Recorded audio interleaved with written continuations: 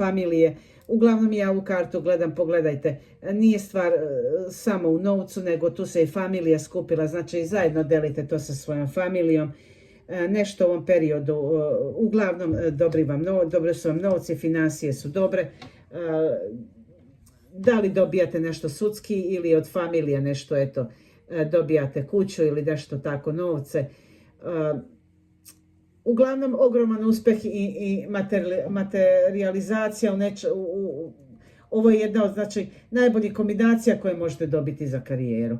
Znači, imate strast i liderske veštine u kombinaciji sa znanjem i alatima. Da projekat koji volite, znači, pretvorite u stabilan izvor prihoda i trajno bogatstvo. Da li pokrećete biznis neki? Ako planirate privatni posao, karte poručuju da imate magičnu sposobnost da privučete novac i stvorite